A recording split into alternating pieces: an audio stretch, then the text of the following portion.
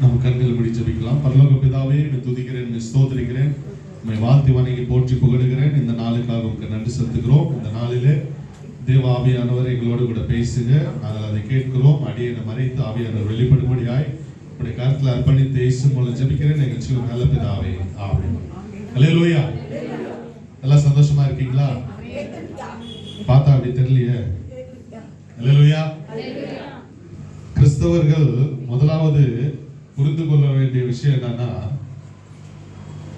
இந்த உலகத்துல பாடுகள் உண்டா இல்லையா? சத்தமா சொல்லுங்க. உண்டு. யார் சொல்லிந்து? பக்கத்து வீட்டுக்காரா? பாஸ்டரா? யார் சொல்லுது? யாரு? இயேசு சுவாமி அவரே டைரக்டா சொல்லி இருக்கிறார். இந்த உலகத்துல உபத்திரம் உண்டு, பாடு உண்டு, ஆனாலும் திடன் கொள்ளுங்கள், நான் உலகத்தை ஜெயித்தேன் அப்படின்னு சொல்லி இருக்கிறார். இத நம்ம புரிஞ்சு கொள்ளாம, ஐயோ பாடு வந்துச்சு, ஐயோ பிரச்சனை வந்துச்சு அப்படின்னு சொன்னா, நம்மளை காட்டிலும் மதியினர்கள் யாருமே இல்லை. அதாவது நம்மளை காட்டிலும் முட்டாள்கள் யாருமே இல்லைன்னு தான் சொல்லணும். அப்போ இத யார் புரிந்து கொள்ளுகிறார்களோ அவர்களுக்கு பிரச்சனையாக தெரியாது. புரியுதா நான் சொல்றது? இந்த பிரச்சனை நமக்கு இருக்கிறது சர்வசாதாரணம் அப்படின்னு நாம நினைச்சோம்னா, ஆண்டவர் சொல்லிக்கிறாரு பிரச்சனை இருக்குது, பாடு இருக்குது. இத கிறிஸ்தவர்கள் ஃபர்ஸ்ட் புரிந்து கொண்டால் பாதி பிரச்சனை இல்லாமவே போயிடும். அல்லேலூயா. இப்போ உங்களுக்கு எக்ஸசைஸ் பண்ணு, பக்கத்துல பார்த்து சொல்லுங்க. இந்த உலகத்துல நமக்கு அநேக பாடுகள் உண்டு உண்டு உண்டு. இந்த பாடு நீங்கணும்னு ஜெபம் பண்ணாத. சொல்லுங்க, இந்த பாடு கொடுத்ததுக்காக உங்க ஸ்தோத்திரம் ஜெபம். அதிலே பாதி பிரச்சனை முடிச்சிடும். அல்லேலூயா. இது எல்லாத்தையும் நாங்க அனுபவிச்சு அதனோடு வாழ்கிறது நாம தான் நாளுக்கு நாள் மகிழ்ச்சி சந்தோஷம் கர்த்தருக்குள்ள பலப்பட்டு கொண்டிருக்கிறோம். அல்லேலூயா. முதலாவது கிறிஸ்தவர்கள் புரிந்து கொள்ளணும், எனக்கா இந்த பிரச்சனை, எனக்கா இந்த போராட்டம், எனக்கா அது ஏசாமி சொல்லிட்ட பிறகு நீ முட்டாள்தனமா கேட்டு இருந்தீங்கன்னா புரியுதா நான் சொல்றது? இப்போ நம்ம எப்படி இருக்கிறோம்? லூஸ் தனமா இருக்கிறோம், பைத்தியமா இருக்கிறோம். தேவன் அதுதான் சொல்றது, வேதத்தை நல்லா படிச்சு அதுல இருக்கிற எல்லா ஆழ அர்த்தங்களையும் தெரிந்து புரிந்து கொண்டு நாம வாழணும். நமக்கு வேதத்தை படிச்சு அதை புரிஞ்சு கொண்டு நம்மளுக்கு வாழ்றதுக்கு முடியல அப்படின்னா ஊழியர்கள் சொல்றதை கேட்கணும், போதகர்கள் போதிக்கிற போதனையை கேட்கணும், சுவிசேஷ வார்த்தைகளை கேட்கணும், அதை கேட்டு கீழ்ப்படிஞ்சு நடக்கணும்.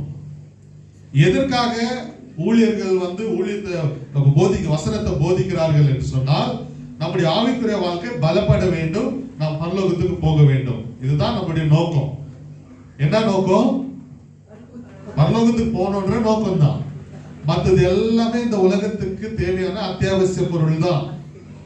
நமக்கு முக்கியமான ஒரு நோக்கம் என்னன்னா, பிரதானமான ஒரு நோக்கம் என்னன்னா, நாம் எல்லாரும் பரலோகத்துக்கு போக வேண்டும்.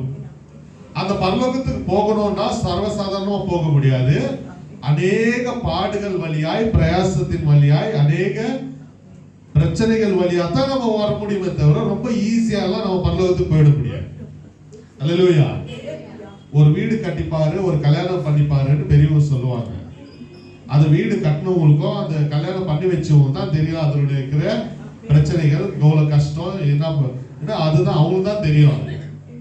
அப்போ அவ்வளவு ஈஸியா நம்ம வீடு போய் புகுந்து வாழ்ந்துட முடியாது. அதுக்கு பின்னாடி அநேக பிரயாசங்கள், அதுக்கு பின்னாடி அநேக பாடுகள். அதே போல பரலோகத்துக்கு போகணும்னா சும்மா எல்லாம் போயிட முடியாது.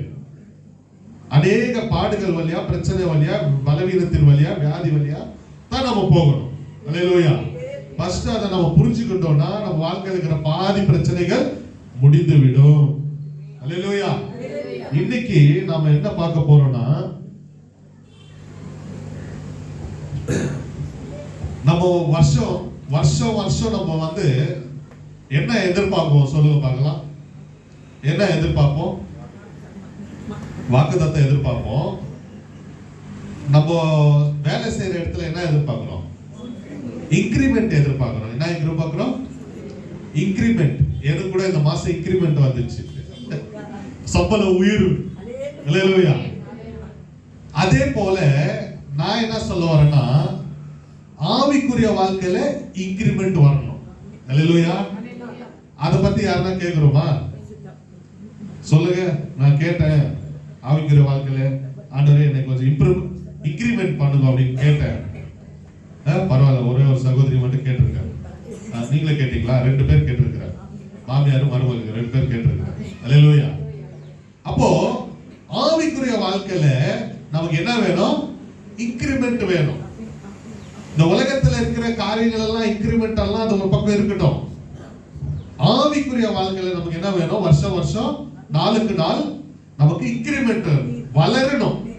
ஜெபத்துல வளரணும், வேத வசனத்தை வாசிப்பதில வளரணும், உபவாசம் எடுப்பதில வளரணும், ஆராதிக்கிறதுல வளரணும், சுவிசேஷத்தை சொல்லுகிறதுல வளரணும். எல்லாத்தையும் ஒரு வளர்ச்சி இருக்கணும். என்ன இருக்கணும்? வளர்ச்சி இருக்கணும். எதுல வளர்ச்சி இருக்கணும்? ஆவிக்குரிய வாழ்க்கையில வளர்ச்சி இருக்கணும். அந்த ஆவிக்குரிய வாழ்க்கையில வளர்ச்சி வந்தாலே நீங்க எதுக்கெல்லாம் இன்கிரிமெண்ட் வேணும்னு எதிர்பார்க்கிறீங்களோ அந்த இன்கிரிமெண்ட் எல்லாம் உங்களை தேடி வரும். அல்லேலூயா.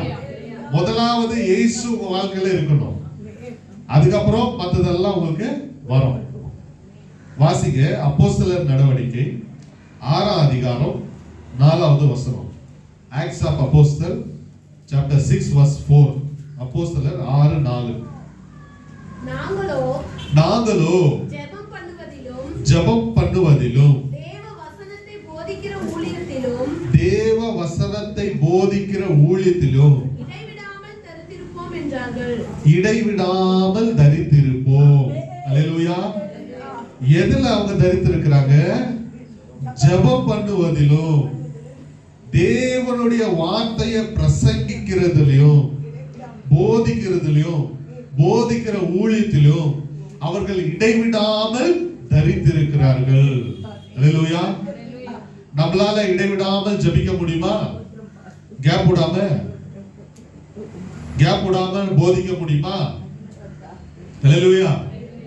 ஆனா இங்க அப்போஸ்தலர்கள் சொல்றார்கள், நாங்க பஞ்சாயத்து பண்றதுக்கெல்லாம் எங்களுக்கு நேரம் இல்லை. எதுக்கு நேரம் இல்லை? பஞ்சாயத்து நீ வந்து நல்லவனா, அவங்க நல்லவங்களா, நீ செய்யறது சரியா, அவங்க செய்யறது சரியா, தப்பா சரியா, நான் வந்து நின்று உங்களுக்கு பஞ்சாயத்து பண்றதற்கெல்லாம் எங்களுக்கு நேரம் கிடையாது. அல்லேலூயா. நாட்கள் கடந்து கொண்டிருக்கிறது, வருடங்கள் கடந்து கொண்டிருக்கிறது, நம்மளுக்கும் வயது ஆகி கொண்டிருக்கிறது. அப்போ அந்த அப்போஸ்தலர்கள் தெளிவா சொல்றார்கள், எங்களுக்கு அதுக்கெல்லாம் நேரம் இல்லை, நீங்க வேற யாராச்சும் நீங்க அப்பாயின்மெண்ட் பண்ணுங்க அதுக்கு.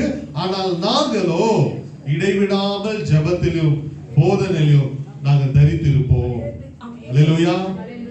அப்போ அவர்களுக்கு இந்த உலக பணியில ஈடுபடுவதற்கு நேரம் கிடையாது. அவர்கள் நேரத்தை ஒதுக்க அவர்கள் விரும்பவில்லை. நாங்கள் வந்து நியாயம் விசாரிப்பதற்கு நாங்கள் இடம் கொடுக்க மாட்டோம், சமயத்தை நாங்கள் வீணாய் செலவழிக்க மாட்டோம். அல்லேலூயா. அப்போ நாம இடைவிடாமல் ஜெபிக்கிறவர்களாக நாம எழும்பணும். அல்லேலூயா. இடைவிடாமல் ஜெபிக்கிறவர்களாக நாம எழும்பணும். எப்படி இடைவிடாமல் ஜெபிப்பது? நாவு சும்மாதானே இருக்குது, அந்த நாவை வச்சு ஸ்தோத்திர பலிகளை செலுத்தினாலே போதும். அல்லேலூயா. ஸ்தோத்திர பலிகளை செலுத்தினாலே போதும், தேவனுடைய மகா கிருபை நமக்கு வந்துடும். அல்லேலூயா. அப்போ இடைவிடாமல் நாங்கள் ஜெபிப்பதிலும் இடைவிடாமல் போதிப்பதிலும் வசனத்தை போதிப்பதிலும் நாங்கள் தரித்திருப்போம் என்று சொல்லுகிற அந்த வார்த்தையை நம்முடைய வாழ்க்கையிலே அவைகளை கொண்டு வந்து இந்த வருடத்திலே நாம் இடைவிடாமல் ஜெபிக்கிறவர்களாகவும் கர்த்தருடைய வசனத்தை சொல்லுகிறவர்களாகவும் போதிக்கிறவர்களாகவும் நாங்கள் தரித்திருப்போம் என்று சொல்லி நாம தீர்மானம் பண்ண வேண்டியது அவசியமா இருக்கிறது. அல்லேலூயா. இதே சங்கீதம் வாசிங்க. சங்கீதம் 1-2 வாசிங்க. சங்கீதம் 1-2. Psalms 1 and 2. கர்த்தருடைய வேதத்தில் பிரியமாயிருந்து கர்த்தருடைய வேதத்தில் பிரியமாயிருந்து இரவும் பகலும் அவருடைய வேதத்தில் தியானமாயிருக்கிற மனுஷன் பாக்கியவான். அல்லேலூயா. கர்த்தருடைய வேதத்தில் பிரியமாயிருந்து. முதலாவது நமக்கு என்ன வேணும்? பிரியம் வேணும், ஆசை வேணும். ஏசப்பாவுடைய வேதத்தை படிக்கிற அந்த ஆர்வம், ஆசை வேணும் நமக்கு. எப்பொழுதும் என்ன பண்ணணும்? வேதத்தை எடுத்து படிக்கணும், வேத வசனங்களை படிக்கணும், அவைகளை ஆராய்ந்து பார்க்கணும், அதை தியானிக்கணும். அல்லேலூயா. எதை எடுத்தோம்? ஒரு பைபிளை எடுத்து டக்கு டக்குன்னு சங்கீதம் 23 கர்த்தரே மெய்ப்பரே டக்கு டக்குன்னு படிச்சு க்ளோஸ் பண்ணிட்டு ஓடு. டைம் இல்ல.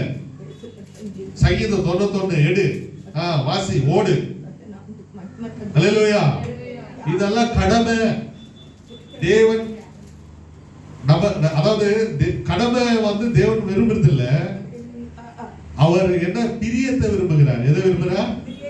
பிரியத்தை விரும்புகிறார். இவனை எவ்வளவு நேசிக்கிறான் என்கிற அந்த பிரியம். அதான் சங்கீதக்காரர் சொல்றான், நான் கர்த்தருடைய வேதத்துல பிரியமா இருப்பேன். ஃபர்ஸ்ட் எப்படி இருப்பேன்?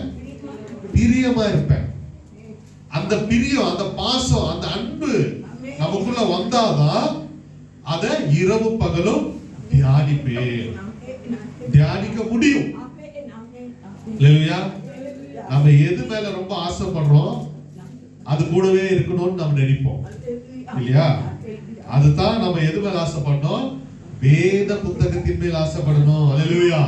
சத்திய வசனங்கள் மேல் பிரியம் வைத்து அதை இரவும் பகலும் தியானிக்க வேண்டும். இந்த வசனம் என்ன சொல்லுது? இந்த வசனத்தினுடைய அர்த்தம் என்ன? கர்த்தர் என்ன சொல்ல வருகிறார் அப்படின்னு சொல்லி அதை ஆராய்ச்சி பண்ணி பார்க்கணும். ஒரே ஒரு வசனம் 1000 அர்த்தங்களை கொடுக்கும். அதுதான் ஜீவனுள்ள ஜீவிக்கிற புத்தகம், உயிருள்ள புத்தகம். வார்த்தை என்கிற கர்த்தர் சாதாரண வார்த்தை கிடையாது. இது வேதத்தை படிக்க விடாமல் சத்ருவானவன் தடை செய்வான். காரணம் என்னன்னா, இயேசு நம்ம கூட பேசுறத அவன் விரும்ப மாட்டான். தூக்கத்தை கொண்டு வருவான், படிக்க விடாம பல தடைகளை கொண்டு வருவான். ஆனா நாம என்ன பண்ணோம்? ஃபர்ஸ்ட் நேசிக்கணும். முதலாவது பிரியத்தை வைக்கணும். வேதத்தின் மேல் பிரியம் வைத்து அதை தியானிக்கணும். தியானிக்கும் போது கர்த்தர் நம்மோடு கூட பேசுவார். அல்லேலூயா. அந்த ரகசியங்கள் எல்லாம் நமக்கு தெரியப்படுத்துவார். அல்லேலூயா. அப்போ முதலாவது நாம இரவும் பகலும் செபித்து அவருடைய ஜெபிக்கணும். இரண்டாவது என்ன செய்யணும்? அவருடைய வேதத்தை படிச்சு தியானம் பண்ணணும். வெறும் படிச்சுட்டு மனப்பாடம் பண்ற மாதிரி காலையில நியூஸ் பேப்பர் எடுத்து படிச்சுட்டு போற மாதிரி எல்லாம் கிடையாது. அதை படித்து தியானம் பண்ணணும். இரவும் பகலும் தியானிக்க வேண்டும். தியானிக்கிற மனுஷன் யாரு? பாக்கியவான். அல்லேலூயா. இந்த உலகமே நம்ம பார்த்து இவன் பாக்கியவான், இவன் பாக்கியவதி அப்படின்னு சொல்லணும்னா வேதத்தை நாம நேசிச்சு இரவும் பகலும் அதை தியானிக்கணும். அல்லேலூயா. அப்போ நாளுக்கு நாள் நம்முடைய ஆவிக்குரிய வாழ்க்கை வளரணும். இன்கிரிமெண்ட் ஆகணுமே தவிர டிக்ரிமெண்ட் ஆகக்கூடாது. அல்லேலூயா. வளரணுமே தவிர கீழே இறங்கக்கூடாது. அடுத்து வாசிங்க சங்கீதம் 22, 23. Psalms 22, 23. கர்த்தருக்கு பயப்படுகிறவர்களே அவரை துதியுங்கள். முதலாவது கர்த்தருக்கு யாரு பயப்படுறாங்களோ அவங்க கர்த்தரை துதிக்கணும். அல்லேலூயா. அல்லேலூயா. கர்த்தருக்கு பயப்படாதவங்க என்ன பண்ணுவாங்க? துதிக்க மாட்டாங்க. நான் ஏன் துதிக்கணும் அப்படின்னு சொல்லி விட்டுருவாங்க. கர்த்தருக்கு பயப்படுகிறவர்கள் கர்த்தரை துதிப்பார்கள். இப்ப நீங்க கர்த்தருக்கு பயப்படுறீங்களா? பயப்பட மாட்டீங்களா? அப்ப கர்த்தருக்கு நீங்க பயப்படுறீங்க சொன்னா ஒரு நாளைக்கு ஒரு பாட்டாச்சும் பாடுறீங்களா? இல்லையா? பாடுறீங்களா? ஏசப்பாவுடைய பாட்டு ஒரு நாளைக்கு ஒரு பாட்டாச்சும் பாடுறீங்களா? இல்ல பாடுறது இல்லையா? அது கூட அல்லேலூயா. அடுத்து யாக்கோபின் சன்னதியாரே, யாக்கோபின் சன்னதியாரே, நீங்கள் எல்லாரும் அவரை கனம் பண்ணுங்கள். நீங்கள் எல்லாரும் அவரை கனம் பண்ணுங்கள். அல்லேலூயா. அவரை என்ன பண்ணணும்? நாம கனப்படுத்தணும். அல்லேலூயா. அவரை பாட வேண்டும், அவரை கனப்படுத்த வேண்டும். அடுத்து இஸ்ரவேலின் வம்சத்தாரே, இஸ்ரவேலின் வம்சத்தாரே, நீங்கள் எல்லாரும் அவர் பேர் பயபக்தியாய் இருங்கள். நீங்கள் எல்லாரும் அவர் மேல் பயபக்தி உள்ளவர்களாய் இருங்கள். அல்லேலூயா. முதலாவது என்ன பண்ணோம்? பாட்டு பாடு. இரண்டாவது அவரை கனப்படுத்து. மூணாவது அவருக்கு பயபக்தியாயிரு. அல்லேலூயா. அப்போ இந்த மூணு காரியத்தை நம்ம ஃபாலோ பண்றோமா? ஒரு நாளைக்கு ஒரு பாட்டாச்சும் நம்ம பாடுறோமா? ஒரு நாளைக்கு ஒரு வாட்டியாச்சும் அவரை கனப்படுத்துறோமா? கர்த்தருக்கு நம்ம பயபக்தியா வாழ்றோமா? அல்லேலூயா. அப்போ எத்தனையோ ஆண்டுகள் நாம கிறிஸ்தவ ஜீவியத்தில் வாழ்ந்து கொண்டிருக்கிறோம். விசுவாசிகள் என்று சொல்லி பிலீவர்ஸ் அப்படின்னு சொல்லி நம்ம வாழ்ந்து கொண்டிருக்கிறோம். ஆனாலும் கர்த்தரை பாடுவதும் இல்லை, துதிப்பதும் இல்லை, அவரை கனப்படுத்துவதும் இல்லை, அவருக்கு பயப்படுறதும் கிடையாது. அல்லேலூயா. அப்போ நாளுக்கு நாம் கர்த்தருக்குள்ள நாம வளரணும். வளரும் போதுதான் நம்முடைய காரியங்கள் எல்லாம் நமக்கு சக்சஸ்ஃபுல்லா நடக்கும். அல்லேலூயா. நாம் பாக்கியவான்களா பாக்கியவதிகளா மாறணும். முதலாவது ஜெபத்துல வளரணும். இரண்டாவது வேத வசனத்தை வாசிப்பதில் வளரணும். மூணாவது அவரை துதித்து கனப்படுத்தி ஆராதிப்பதில் வளரணும். அல்லேலூயா. கர்த்தருக்கு பயபக்தி உள்ளவர்களாக நாம நடக்கணும். நாம வேலை செய்யற இடத்துல மட்டும் சம்பளம் ஜாஸ்தி பண்ணு, இன்கிரிமெண்ட் கொடுங்க, சம்பளம் கொடுங்க, போனஸ் கொடுங்க, அதை கொடுங்க, இதை கொடுங்க கேட்டுட்டு இருக்கிறோமே தவிர நம்முடைய ஆவிக்குரிய வாழ்க்கையில ஒரு இன்கிரிமெண்ட் இருக்குதா நம்ம சோதிச்சு பார்க்கணும். 2025 இருக்கிறோம். நாம ஆவிக்குரிய வாழ்க்கையில இம்ப்ரூவ்மெண்ட் இருக்குதா தெரியல. அல்லேலூயா. அடுத்து வாசிங்க 1 தீமோத்தி 4 அதிகாரம் 13வது வசனம். 1 தீமோத்தி chapter 4 verses 13. நான் வருமளவும் வாசிக்கிறதிலும் புத்தி சொல்லுகிறதிலும் உபதேசிக்கிறதிலும் ஜாக்கிரதையாயிரு. அல்லேலூயா. நாலாவது என்ன காரியம்? உபதேசம் பண்ணணும். என்ன பண்ணணும்? உபதேசம் பண்ணணும். முதலாவது நீ ஜெபிக்கணும். இரண்டாவது வேத வசனம் வாசிக்கணும். மூணாவது நீ கர்த்தரை துதிக்கணும். நாலாவது நீ பிரீச் பண்ணணும், உபதேசம் பண்ணணும். அல்லேலூயா. பேசுறது மட்டும் வாய்க்கிலேயே பேசுறது இயேசு உன்னை நேசிக்கிறாருன்னு சொல்றதுக்கு கஷ்டம். அல்லேலூயா. உபதேசத்துல நீ எப்படி இருக்கணும்? வாசிங்க. தரித்திரு, ஜாக்கிரதையா இரு. ஆமென். அல்லேலூயா. உபதேசிக்கிறதுல நீ ஜாக்கிரதை உள்ளவனாயிரு. கர்த்தர் கணக்கு கேட்பாரு. எங்கேயோ குப்பையில இருந்தியே, எங்கேயோ சேத்துல இருந்தியே, உன்னை நான் பாவத்துல இருந்து நரகத்துல இருந்து கழுவி உன்னை சுத்திகரிச்சு என் மகனாக மகளாக நான் உன்னை அப்பாயின்மெண்ட் பண்ணி தத்து எடுத்து என்னுடைய வார்த்தையை சாட்சியா சொல்லு அப்படின்னு சொன்னா நீ என்ன பண்ற? சொல்ல மாட்ட. அல்லேலூயா. என்ன பண்ண மாட்டேற? ஊர் கதை வெட்டி கதை எல்லாம் நல்லா அவர் கணக்குல பேசுது. ஒரே ஒரு வார்த்தை இயேசுவை நேசிக்கிறார் சொல்றதுக்கு கஷ்டம். உபதேசம் பண்றதுல நீ ஜாக்கிரதை உள்ளவனாயிரு. அடுத்த வசனம்.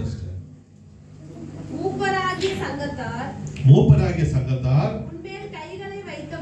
உன்மேல் கைகளை வைத்த போது தீர்க்க தரிசனத்தினால் உனக்கு அளிக்கப்பட்ட வரத்தை பற்றி அசதியாயிராத. இரண்டாவது என்ன பண்ண? நீ அசதியா இருக்க கூடாது. எப்படி இருக்க கூடாது?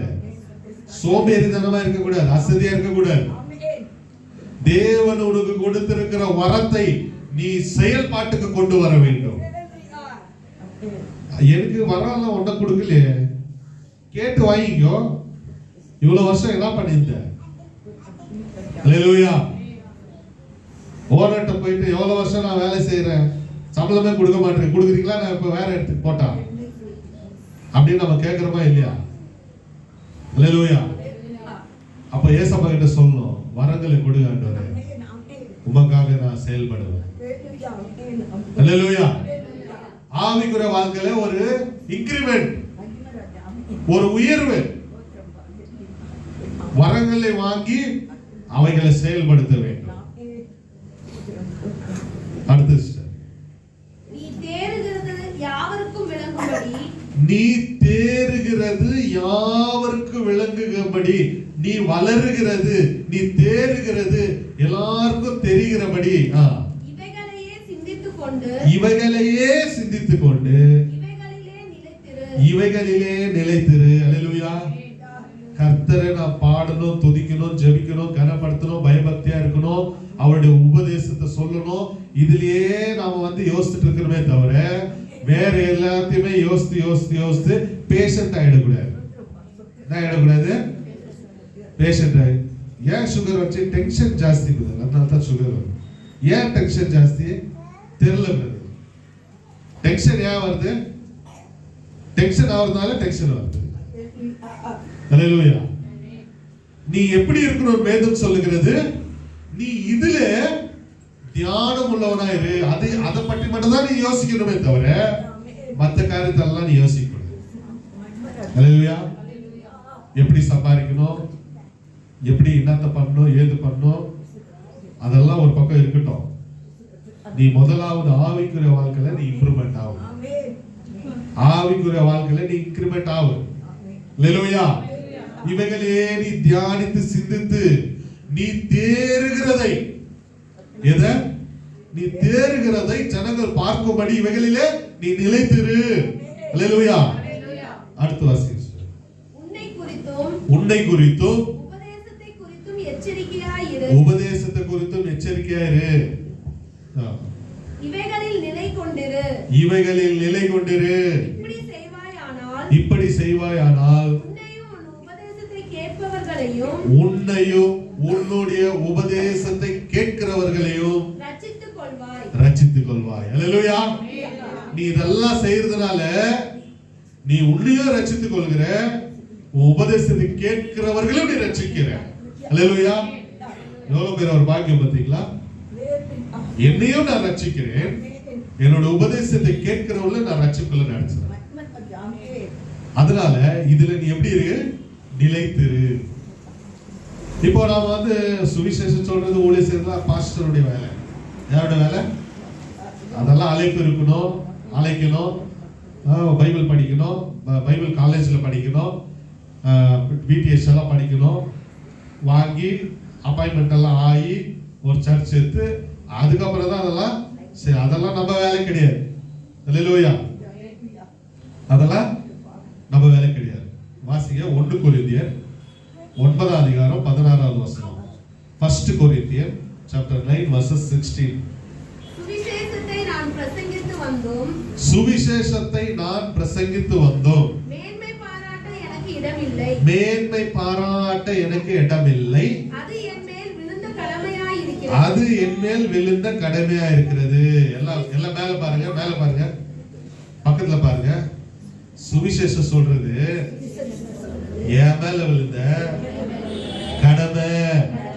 அதை நான் செஞ்சுதான் ஆகணும். அது பாஸ்டர் வேலை மட்டும் கிடையாது, அது என்னுடைய வேலை. வாசி. சுவிசேஷத்தை நான் பிரசங்கியாதிருந்தால், சுவிசேஷத்தை நான் பிரசங்கியாமல் இருந்தால் எனக்கு ஐயோ. பாஸ்டர் சொன்னார்ல, ஐயோ அப்படின்னா என்ன? சாபம். என்னது? சாபம். ஐயோனா என்ன? சாபம். ஐயோ ஐயோ அப்படின்னு. ஏன்னா சாபம். சுவிசேஷத்தை அறிவிப்பது, கர்த்தருடைய வார்த்தை சொல்லுவது, தேவன் சொல்லுகிறார், நீ உலகம் முழுவதும் போய் எனக்கு நீ சாட்சியா இருன்னு சொல்ற. என்னவாயிரு? எனக்கு நீ சாட்சியா இரு. சாட்சினா என்ன?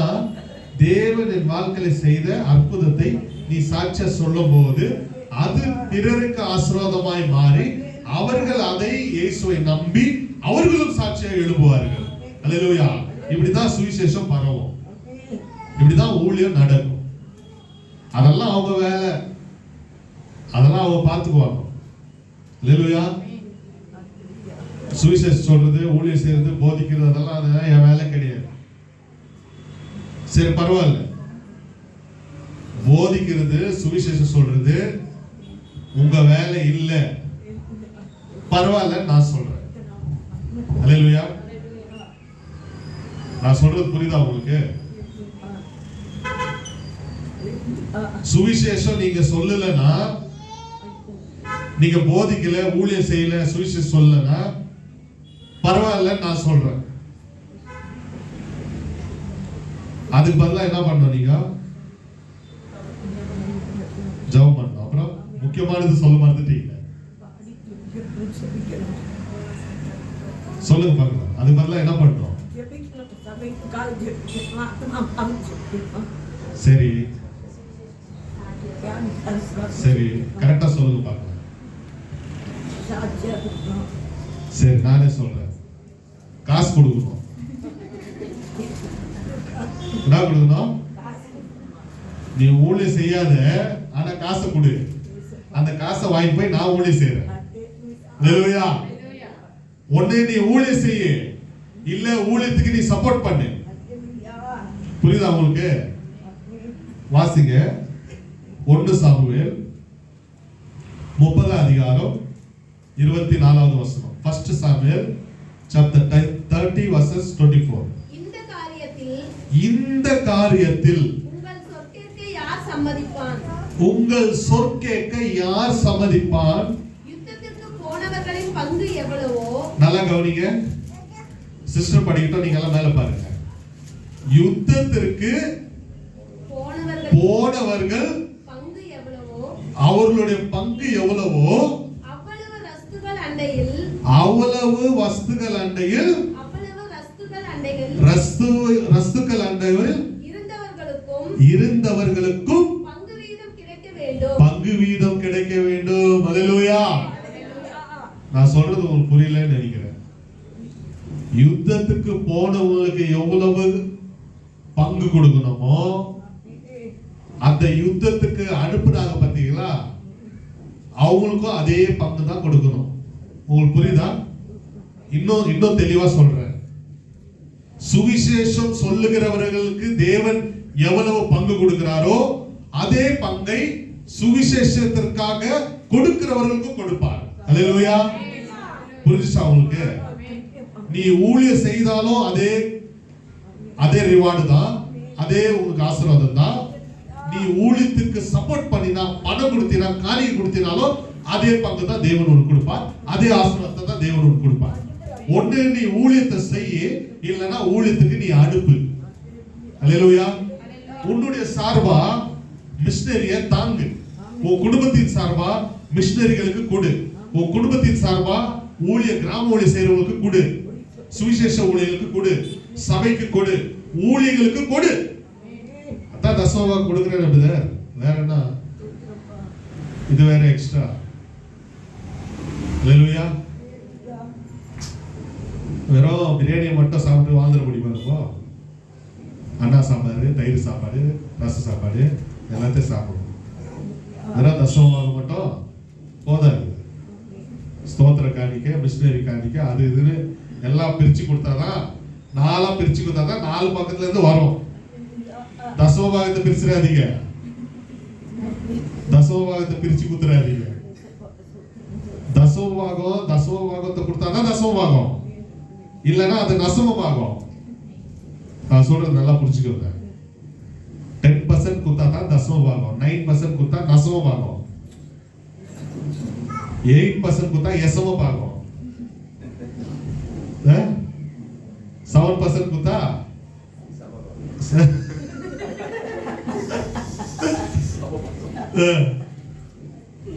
அது ஒரு பாகம். 5% குத்தா அசமபாகம், 4% கொடுத்தா நாசமா போகும், நாசமா போகும். அல்லேலூயா. நல்லா புரிஞ்சுக்கணும். தசம பாகத்தை பிரிச்சு பிரிச்சு போடக்கூடாது. நீங்கள் தசம பாகத்தை சபைக்கு, நீங்க தாய் சபை, நீங்க எங்க கம்யூனியன் எடுக்கிறீங்க, எது உன்னோட தாய் சபை, அதுக்கு நீ தசம பாகம் கொடு. அத போக ஸ்தோத்திர காணிக்க அது இதுன்னு சொல்லிட்டு நீ அது வேறதான் நீ தரவே தவிர தசம பாகத்தை நீ பிரிக்க கூடாது. அல்லேலூயா. ஒண்ணு நீ ஊழியம் செய்ய, இல்லைன்னா ஊழியத்துக்கு நீ சப்போர்ட் பண்ணு. அல்லேலூயா. இந்த வருஷத்துல தீர்மானம் பண்றீங்களா? என்ன தீர்மானம் பண்றீங்க சொல்லுங்க? இன்கிரிமெண்ட். எதுல இன்கிரிமெண்ட்? ஆவிக்குரிய வாழ்க்கையில இன்கிரிமெண்ட். முதல் இன்கிரிமெண்ட் எதுல? ஜெபத்துல. இரண்டாவது வேத வசனம் வாசிக்கிறதுல. மூணாவது ஆராதனை, அவர் துதிப்பதில், அவரை கனப்படுத்துறதுல. நாலாவது உபதேசிக்கிறதுல. அஞ்சாவது கொடுப்பதில்ல. இன்கிரிமெண்ட். அல்லேலூயா. இந்த 5 காரியத்தை இந்த வருஷத்துல நாம் தீர்மானம் பண்ணி செயல்படுவோம். இந்த வருஷ முடிவிலே தேவன் அதிசயமான காரியத்தை செய்வார். அதுல எந்த சந்தேகமும் கிடையாது. அல்லேலூயா. கர்த்தரிடத்தில் ஏகப்பட்ட சொத்து இருக்குது. எவ்வளவு இருக்குது? எக்கச்சக்கமான சொத்து இருக்குது. ஏசப்பா கிட்ட கோடி கணக்குல இருக்குது. பணம் கொட்டி கிடக்குது. யாரும் கேட்க மாட்டேன்றாங்க. என்னது? எல்லாம் ஓடுறாங்க ஓடுறாங்க ஓடுறாங்க. எங்கதான் ஓடி என்னதான் பண்றாங்கன்னு தெரியாது. அங்க இருக்குது மெயின் சொத்து. அதை விட்டுட்டு ஊரெல்லாம் சுத்தி சுத்தி சுத்தி சுத்தி வராங்க. என்ன பண்றது? அல்லேலூயா. முழங்கால் படிட்டு தேவனிடத்தில் கேளுங்க. தேவன் உங்களுக்கு கொடுப்பார். வல்லவரா இருக்கிறார். அல்லேலூயா. அப்ப ஊழியத்தை நீ செய்யணும். ஊழியம் எப்படி செய்யறதுன்னு எனக்கு தெரியாது பிரதர் அப்படின்னு என்கிட்ட வாங்க. எனக்கு ஊழியம் செய்ய ஆர்வமா இருக்குது அப்படின்னு சொல்லுங்க. உங்களுக்கு எப்படி ஊழியம் செய்யணும், எங்க போய் ஊழியம் செய்யணும் அப்படின்றத நான் உங்களுக்கு எல்லாம் உங்களுக்கு கைட் பண்றேன். அல்லேலூயா. ஒரு சின்ன சாட்சி. நம்ம சர்ச்சில் நாகராஜ் அவங்க வைஃப் சங்கீதா இருக்கிறாங்க. ஒரு தடவை நம்ம சபையில நான் ரொம்ப வருஷத்துக்கு முன்னாடி சொல்றேன், நான் மெசேஜ் கொடுத்துட்டு போன உடனே அவங்க 2 பேர் வந்தாங்க. வந்துட்டு இந்த மாதிரி பிரதர், எங்க ஊர்ல இருக்கிறவங்க எல்லாம் ரொம்ப கட்டப்பட்டிருக்கிறாங்க, அவங்களுக்காக நீங்க வந்து ஜெபம் பண்றீங்களான்னு கேட்டேன். சரி வாங்க போலான்னு ஒரு நாள் ஃபிக்ஸ் பண்ணி அவங்க நான் எல்லாம் போனோம். போயிட்டு அந்த குப்பம் வானகுட்டப்பள்ளி அந்த ஊர், அங்க போயிட்டு வீடு வீடா போய் ஜெபம் பண்ணி பசங்களெல்லாம் கூப்பிட்டு ஒரு சண்டே கிளாஸ் வச்சு அங்க ஆரம்பிச்சது. இன்னைய வரைக்கும் அது தேவனோட ஒரு ஃபீல்டா இருக்குது. அல்லேலூயா. அது என்னவா மாறிச்சு? ஃபீல்டா மாறிச்சு. தேவன் வந்து அந்த இடத்துல ஒரு பெரிய தரிசனத்தை கொடுத்து பெரிய காரியத்தை செய்கிறார். அல்லேலூயா. அப்படிதான் நாம வந்து முயற்சி எடுக்கணும். எங்க சொந்த கிராமம் ரட்சிக்கப்படணும், எங்க சொந்த வீடு, சொந்த பந்தம் நீங்க சொல்ல முடியாது, ஆனா நாங்க வந்து சொல்லுவோம். அல்லேலூயா. அப்போ நாம வந்து முயற்சி எடுக்கணும், செயல்படணும். அப்பதான் தேவன் நம்ம வந்து ஆசீர்வதித்து உயர்த்த வல்லவரா இருக்கிறார். அல்லேலூயா. அப்ப நாளுக்கு நாள் நீங்க என்ன பண்ணணும்? சுவிசேஷத்தை சொல்லணும். சுவிசேஷத்தை சொல்ல முடியாதவங்க சுவிசேஷத்தை தாங்கணும். நீங்க ஊழியம் செய்யணும்னா சொல்லுங்க. உங்களுக்கு கிராமத்துக்கு அனுப்பி வச்சுல இருந்து உங்களுக்கு என்னென்ன செய்யணும் எல்லாத்தையும் நான் கைட் பண்ணணும். அல்லேலூயா. கர்த்தர் தாமே இந்த வசனங்களை ஆசீர்வதிப்பாராக. நம்ம ஜெபத்துக்கு கடந்து செல்லலாம். பரலோக பிதாவே, உம்மை துதிக்கிறேன், உம்மை ஸ்தோத்திரிக்கிறேன். இந்த 2025வது ஆண்டுல கர்த்தராகிய தேவன் எங்களுடைய வாழ்க்கையில ஆவிக்குரிய வாழ்க்கையில வளர வேண்டும் என்பதற்காக இந்த 5 காரியத்துல நாங்க வளரணும், இன்கிரிமெண்ட் வரணும்னு சொல்லி எங்களோடு கூட பேசின அன்பு, தயவு, கிருபைக்காக உமக்கு கோடி கோடி கோடி கோடி ஸ்தோத்திர பலிகளை செலுத்துகிறோம். இதிலே நாங்கள் செயல்படுவதற்கான ஆர்வத்தை கொடுத்து ஆவியானவர் எங்களுடைய சிந்தனையிலும் எங்களுடைய இருதயத்திலும் ஆளுகை செய்து சத்ருவானவன் இதற்கு தடை விதிக்காதபடி, சதி திட்டம் செய்யாதபடி, எங்களை இதில் ஈடுபடுத்துவதற்கு தடைகளை கொண்டு வருகிற எல்லா தடைகள், சத்ருவின் கிரியைகள், தந்திரங்கள் இயேசு நாமத்திலே முறியடிக்கிறோம். நாங்கள் எல்லாரும் இந்த 5 காரியத்தில் ஈடுபட்டு நாங்கள் ஆவிக்குரிய வாழ்க்கையில வளர்ந்து எங்கள் நிமித்தமாய் சபை சமுதாயம் வளர கர்த்தர் பெரிய காரியங்களை செய்யணும். வழிநடத்தும்படி இப்படி கருத்தில் அர்ப்பணித்து இயேசு மூலம் ஜெபிக்கிறேன் எங்கள் சிவன் நல்ல பிதாவே.